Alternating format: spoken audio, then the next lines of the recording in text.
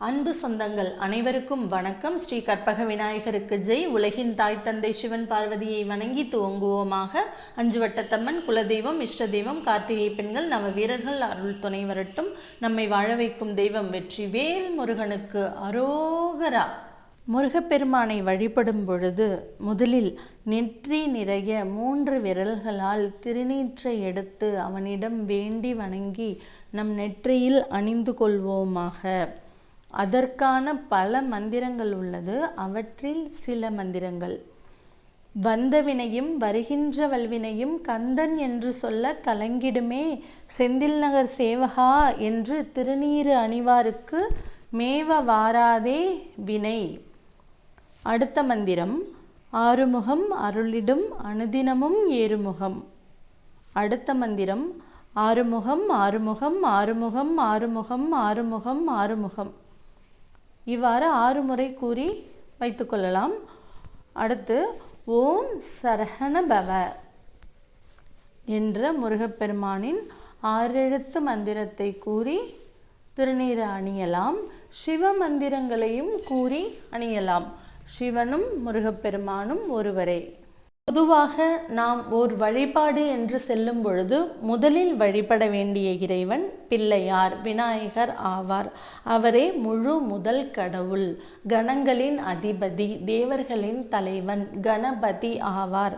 அவரை வணங்குவதற்கு ஒரு மஞ்சள் விநாயகரோ படமோ சிலையோ, நம்மிடம் உள்ள ஒரு விநாயகருக்கு மலர் சூட்டி மாலை அணிவித்து அவருக்கு மஞ்சள் குங்குமம் சந்தனம் வைத்து நமக்கு தெரிந்த எளிய மந்திரங்களை கூறி வாழைப்பழம், வெற்றிலை பாக்கு, அவல், கடலை, சர்க்கரை, நமக்கு என்ன பொருள் உள்ளதோ அதை நைவேத்தியமாக வைத்து நமது வழிபாடு நல்ல முறையில் துவங்குவதற்கும் எந்த தடையும் இன்றி நாம் கேட்ட வரங்கள் கிடைக்கவும் இந்த விரதத்தையும் இந்த வழிபாட்டையும் இந்த பாடல்களையும் நல்ல முறையில் நாம் நிறைவு செய்ய வேண்டும் என்று அவருக்கு கேட்டு அவருடைய மந்திரங்களை கூறுவோமாக. மிக எளிமையான விநாயகர் மந்திரங்கள்: ஓம் ஏகதந்தாய வித்மகே வக்ரதுண்டாய தீமகி தன்னோ தந்தி பிரச்சோதயாத். ஓம் கம் கணபதியே நமக. ஓம் ஸ்ரீ கணபதி துணை. திருவாக்கும் செய்கருமம் கைகூட்டும் செஞ்சொல் பெருவாக்கும் பீடும் பெருக்கும் உருவாக்கும் ஆதலால் வானோரும் ஆணை முகத்தானை காதலால் கூப்புவார் தம் கை.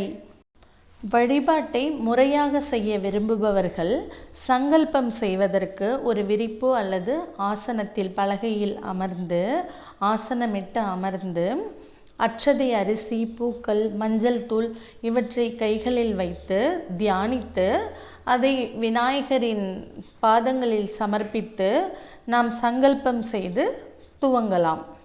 மாதா பிதா குரு தெய்வம். முதலில் மாதா பிதா தாய் தந்தை, இந்த உலகின் தாய் தந்தை சிவன் பார்வதி ஆவார்கள். அவர்களை முதலில் வணங்கி துவங்குவோமாக. ஹரஹர நம பார்வதி பதையே, ஹரஹர மகாதேவா. தென்னாடுடைய சிவனே போற்றி, எந்நாட்டவர்க்கும் இறைவா போற்றி என்று நாம் சிவன் பார்வதிக்கு தெரிந்த மந்திரங்களை, நமக்கு தெரிந்த மந்திரங்களை கூறி வழிபடலாம். முருகப்பெருமானை வணங்குபவர்கள் கீழ்வேலூர் அஞ்சு வட்டத்தம்மனை வணங்கும் பொழுது முருகப்பெருமானுடைய அருள் நமக்கு தங்கு தடையின்றி கிடைக்கிறது. மேலும் முருகப்பெருமானையே காத்தவள் அவள். சூரசம்ஹாரத்திற்கு பிறகு முருகப்பெருமான் பூஜை செய்ய சிவபூஜையில் அமரும் பொழுது 4 திசையிலும் இருந்தும் ஆகாயத்திலிருந்தும் 5 வட்டத்திலிருந்தும் அவரை அந்த பூஜை செய்ய விடாமல் சில சக்திகள் தடுக்க வரும் பொழுது இந்த பூமியில் அமர்ந்து வேலினை திரிசூலம் வைத்து கொண்டு அமர்ந்து 4 திசை ஆகாயத்தையும் சேர்த்து காத்து தன்னுடைய மகனுக்கும் பக்தர்களுக்கும் எந்த தீங்கும் வராமல் செய்தவள் 5 வட்டத்தம்மன், 5 வட்டத்தம்மன் ஆவாள். நம் முருகப்பெருமானை வழிபடும் பொழுது இந்த அம்மனை வழிபடுவதால் நாமும் தங்கு தடையின்றி முருகன் அருளை பெற முடியுமாக. கார்த்திகை பெண்கள் 6 பேரும் முருகப்பெருமானை காத்து வளர்த்தவர்கள் ஆவார்கள். தாய்க்கு சமமான வளர்ப்பு தாய் இவர்கள். கார்த்திகை விரதத்தின் மூலமாக நீங்கள் அறியலாம் அவர்களது பெருமையை. நிதர்த்தனி, அபரகேந்தி, மெய்யேந்தி, வர்தயேந்தி, அம்பா, துலா. இந்த கார்த்திகை பெண்களை வணங்குவதாலும் முருகப்பெருமானின் அருளை நாம் மிக எளிதாக பெற முடியும். அடுத்து ஜெயகோஷம். அம்மன் அம்பிகை போருக்கு செல்லும் பொழுது அவளுக்கு ஜெயகோஷமானது மிகுந்த உற்சாகத்தை அளித்தது. மேலும் அவள் உற்சாகமாக அசுரர்களை வென்று வருகிறாள். அவளுக்கு ஜெயகோஷங்கள் மிகவும் பிடிக்கும். அதில் ஒன்றுதான் சகல காரிய ஜெயப்பிரதே ஜெய ஜெய என்பதாகும். எனவே நாமும் இந்த ஜெயகோஷத்தை கூறுவதால் சக்திவேல் அளித்த அம்பிகையின் அருளை மேலும் நாம் பெற முடியும். குரு அருள். குரு அருள் திரு அருள் ஆகட்டும். குரு பிரம்மா குரு விஷ்ணு குரு தேவோ மகேஸ்வர குரு சாஷாத் பரபிரம்மா தஸ்மை ஸ்ரீ குருவே நமக. இதற்கு முன்பு முருகப்பெருமானை வணங்கி நமக்கு வழிகாட்டிய அனைவருமே குருதான். உங்களுக்கு யாராவது ஒருவர் முருக வழிபாட்டை பற்றி கூறியிருந்தாலும், முருகப்பெருமானை வழிபட காரணமாக இருந்தாலும், அதில் உங்களுக்கு ஒரு சிறு உதவியோ ஒரு வழிகாட்டுதலோ செய்திருந்தாலும் அவர்களும் நமக்கு குருதான். அதனால் அனைவரையுமே உங்கள் மனதில் நிறுத்தி அவர்களுக்கு ஒரு நன்றி கூறிக்கொள்ளுங்கள்.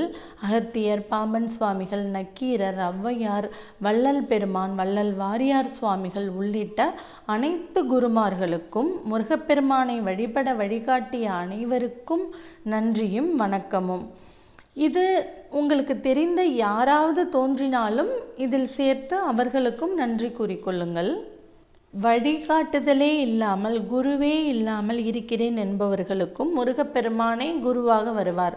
அவரே குருவாக வருவதற்கும் வந்து அருள் கொடுப்பதற்கும் வருவாய் அருள்வாய் என்று வருவாய் இன்கம் வருமானம் கொடுப்பதற்கும் அருள்வாயாக என்று செல்வ செழிப்பிற்கும் சேர்த்து கூற வேண்டிய மந்திரம் உருவாய் அருவாய் உளதாய் இலதாய் மறுவாய் மலராய் மணியாய் ஒளியாய் கருவாய் உயிராய் கதியாய் விதியாய் குருவாய் வருவாய் அருள்வாய் குகனே. நவ வீரர்கள் இவர்கள் சிவபெருமானின் நெற்றிக்கல்லிலிருந்து தீப்பொறி வந்த பொழுது உமை பார்வதி அம்மையின் காலில் அணிந்திருந்த சிலம்பில் உள்ள மணிகள் நவரத்தினங்கள் மீது பட்டு அவை கருவுற்று அவர்களுக்கு 9 குழந்தைகள் பிறந்ததாக கூறப்படுகிறது. அவர்களின் வம்சாவழிகள் இன்னமும் முருகப்பெருமானை குலதெய்வமாக வழிபட்டு வருகிறார்கள். இந்த நவ வீரர்களில் முக்கியமானவர் தலைமையானவர் வீரபாகு ஆவார். அவர் தலைமையில் 1,00,000 வீரர்கள் போரின் போது சென்றார்கள் முருகப்பெருமானுக்கு. அத்துடன் 9 பேர் அந்த வீரர்கள் நவ வீரர்கள். இவர்களின் அருள் இருந்தாலும் நாம் மிக எளிதாக முருகனின் அன்புக்கு பாத்திரமாக முடியும். அந்த 9 வீரர்களின் பெயர்களையும் கூறியோ அல்லது நவ வீரர்கள் என்று மிக எளிமையாகவோ கூறி வழிபட்டு கொள்ளுங்கள். உமையின் காலில் அணிந்திருந்த நவரத்தினங்கள் கொலுசில் இருந்தது சிலம்பில் மாணிக்கவல்லி, முத்துவல்லி, புஷ்பராகவல்லி, கோமைதகவல்லி, வைடூரியவல்லி, வைரவல்லி, மரகதவல்லி, பவளவல்லி, இந்திரநீலவல்லி. இவர்களுக்கு பிறந்த மகன்கள் வீரபாகு, வீரகேசரி, வீரமகேந்திரன், வீரமகேஸ்வரர், வீரபுரந்தரன், வீரரட்சகன், வீரமார்த்தாண்டன், வீராந்தகன், வீரதீரன் ஆகிய 9 பேர் ஆவார்கள். தெய்வம் என்பது நம் குலதெய்வமே முதல் தெய்வமாகும்.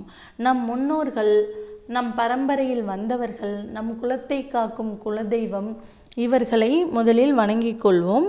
பெயர் தெரிந்தவர்கள் குலதெய்வத்தின் பெயரை கூறி வழிபட்டு கொள்ளுங்கள். மந்திரங்கள் கூறி. பெண்கள் திருமணமானவர்கள் முதலில் புகுந்த வீட்டு குலதெய்வத்தை கூறி அடுத்து பிறந்த வீட்டு குலதெய்வத்தின் பெயரையும் கூறி வணங்கிக் கொள்ளுங்கள். குலதெய்வத்திற்கான பொதுவான மந்திரம் என் குலதெய்வமே சக்தி தெய்வமே உனக்கு கோடி நமஸ்காரம். இஷ்ட தெய்வம். உங்களுக்கு இஷ்டமான தெய்வம் என்னவோ, துர்க்கை அம்மனாக இருக்கலாம், பெருமாளாக இருக்கலாம், மகாலட்சுமி, எந்த தெய்வமாக இருந்தாலும் அந்த இறைவனை வழிபட்டு கொள்ளுங்கள். முருக வழிபாட்டிற்கு என்று வந்த பிறகு நிச்சயமாக உங்களுக்கு பிரியமான இஷ்டமான ஒரு முருகப்பெருமான் இருப்பார். அவருடைய ஊரில் அந்த ஊருக்கு என்று முருகப்பெருமானுக்கு ஒரு பெயரும் ஊரின் பெயரும் இருக்கும். அதை கூறி வழிபட்டு கொள்ளுங்கள். இப்பொழுது அந்த மந்திரம் என் இஷ்ட தெய்வம் எட்டுக்குடி முருகப்பெருமான் எனக்கு எல்லா விதமான ஆசீர்வாதங்களும் வழங்குவதற்காக கோடானு கோடி நன்றிகள். உங்களுக்கு பிடித்த ஊர், அந்த ஊரில் முருகப்பெருமானின் பெயரை நீங்கள் கூறிக்கொள்ளுங்கள். நம் பூஜையில் முருகப்பெருமானை எழுந்தருளச் செய்வதற்கு மிக எளிமையான மந்திரங்கள், வழிபாடுகள் உள்ளன. எல்லாம் வல்ல முருகப்பெருமானே, உனது பெரும் கருணையுடன் இங்கு இப்பொழுது எழுந்தருள்வாயாக, இந்த எளியவனின் பூஜையை ஏற்பாயாக என்று கூறலாம். அடுத்த பதிவில் வழிபாட்டினை தொடர்வோமாக. இந்த வீடியோ பிடிச்சிருந்தா லைக் பண்ணுங்க, ஷேர் பண்ணுங்க, சப்ஸ்கிரைப் பண்ணுங்க. நம் அனைவருக்கும் நல்லதே நடக்கட்டும், சுகமே சுழட்டும். எல்லாம் வல்ல விஜயகந்தன் தருவான் எதிர்காலம். எல்லா புகழும் முருகனுக்கே. ஆண்டாள் திருவடிகளே சரணம். ஸ்ரீராம ஜெயம். ஜெய் ஹனுமனுக்கு வெற்றி. சகல காரிய ஜெயப்பிரதே. ஜெய ஜெய. நன்றி, வணக்கம். வளத்துடன் வாழ்க, நலத்துடன் வளர்க.